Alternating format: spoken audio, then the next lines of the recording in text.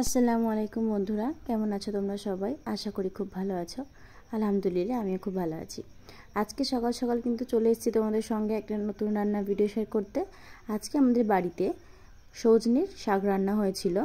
তোমরা দেখছো এখানে অনেকগুলোই সজনের শাক আমার আব্বু পেড়ে দিয়েছে সকালে। যেহেতু গাছটা কেটে দিয়েছিল, গাছটা অনেকটাই পুরনো, আর সেখান থেকে সজনের শাকগুলো আমি নিয়ে এসে বাছা শুরু করে দিলাম। আজকে সজনের শাক রান্না হবে। তোমরা যদি আমার চ্যানেলে নতুন এসে থাকো অবশ্যই কিন্তু চ্যানেলটিকে সাবস্ক্রাইব করে পাশে থাকবে, আর ভিডিওটা প্রথম থেকে শেষ পর্যন্ত দেখার অনুরোধ রইল।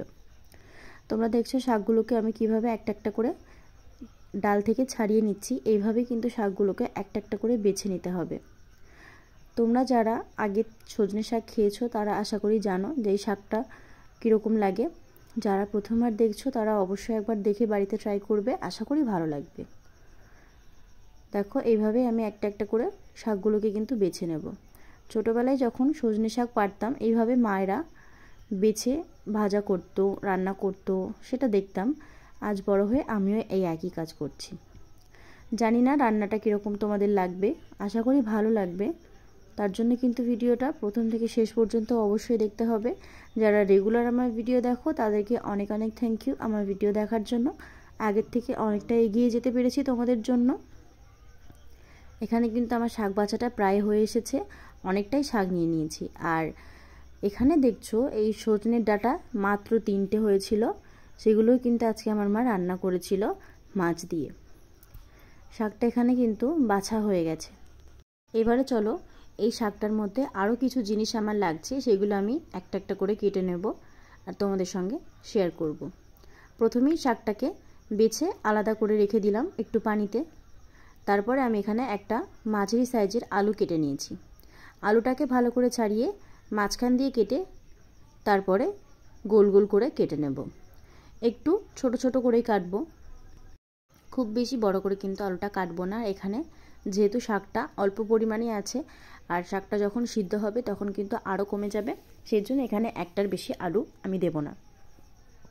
তোমরা চাইলে যে যার ইচ্ছে মতো আলু বাড়িয়ে দিতে পারো, কোনো সমস্যা নেই। আমি এটাকে ছোট ছোট টুকরো করে কেটে নিচ্ছি। আমার আলু কাটা হয়ে গেছে। এবারে চলো ভালো করে পানি দিয়ে এগুলোকে ধুয়ে নেই। দেখো এরকম ছোট ছোট করে কাটতে হবে। আমি শাকটাকে আগে থেকে ধুয়ে রেখেছিলাম। এখানে আলুটার সঙ্গে আরও একবার আমি ভালো করে ধুয়ে নেব। শাকটার গায়ে দেখতে পাচ্ছ তোমরা পানিগুলো কিন্তু একটুও লাগছে না, ধোয়ার সময় কিন্তু বেশ ভালো লাগছিল। আর শাকটা তো আমার হাতে পুরো জড়িয়েই গিয়েছিল, পুরো আঙুলটার মধ্যে পুরো শাক লেগে রয়েছে। পাতাগুলোকে কিন্তু দেখতে খুব ভালো লাগছে, একদম একটা একটা মনে হচ্ছে খুব সুন্দর লাগছে।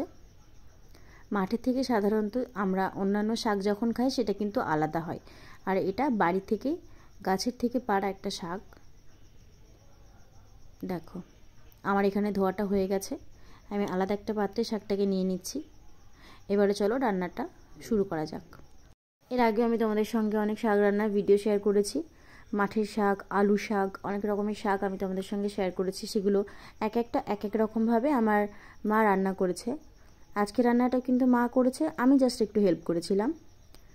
তো আজকের এই শাকটা আরও অন্যরকমভাবে আমার মা রান্না করবে, সেটাই তোমরা অবশ্যই একবার নিজেরা ট্রাই করে দেখবে, খুব ভালো লাগবে। এটার জন্য কিন্তু কড়াইতে প্রথমেই অল্প একটু পানি দিয়ে দিতে হবে, আর তার মধ্যে কেটে রাখা লঙ্কা, স্বাদ মতো লবণ দিয়ে শাকটাকে সেদ্ধ করতে দিয়ে দিতে হবে। শাকটা কিন্তু এইভাবেই রান্নাটা শুরু করতে হবে, যেভাবে তোমরা দেখছো সেভাবেই শুরু করবে। আর এখানে পেঁয়াজটা শিলে বেটে নিতে হবে। এই শাকটার মধ্যে কিন্তু পেঁয়াজ অবশ্যই বেটে দিতে হবে, গোটা পেঁয়াজ রাখলে ভালো লাগবে না। শাকটা দেখছো একটু একটু করে সেদ্ধ হচ্ছে, এর মধ্যে বেটে দেওয়া পেঁয়াজটা দিয়ে দিলাম। তারপরে ভালো করে নাড়াচাড়া করে কিছুক্ষণের জন্য শাকটাকে ঢাকা দিয়ে রাখতে হবে। খুব ভালোভাবেই কিন্তু পেঁয়াজের সঙ্গে শাকটাকে মিশিয়ে তারপরে ঢাকাটা দিতে হবে। এখানে দেখছো অনেকটাই কিন্তু শাকটা এখানে সেদ্ধ হয়ে গেছে। এখানে আমি আরও একটু পানি দেব, দেওয়ার পরে কিছুক্ষণ অপেক্ষা করব যতক্ষণ না শাকটা পুরোপুরিভাবে সেদ্ধ হচ্ছে। শাকটা পুরোপুরি সেদ্ধ হয়ে গেছে। আলাদা একটা পাত্রে অল্প একটু হলুদ গুঁড়ো দিয়ে দিলাম। এরপরে ভালো করে নাড়াচাড়া করে শাকটাকে আলাদা একটা পাত্রে নামিয়ে রাখতে হবে। তারপরে ওই কড়াইতে একটু রসুন থেতো করে দিয়ে দিতে হবে। অবশ্যই কিন্তু রসুন থেতোটা দিতে হবে, সব রকম শাক রান্নাতেই রসুন থেতো না হলে কিন্তু একদম ভালো লাগে না। দেখতে পাচ্ছ শাকটা কিন্তু সেদ্ধ হয়ে গেছে পুরোপুরিভাবে। আলাদা একটা পাত্রে নামিয়ে নিয়েছি। এবারে কড়াইতে একটু তেল দিয়ে রসুনটা দিয়ে দিলাম।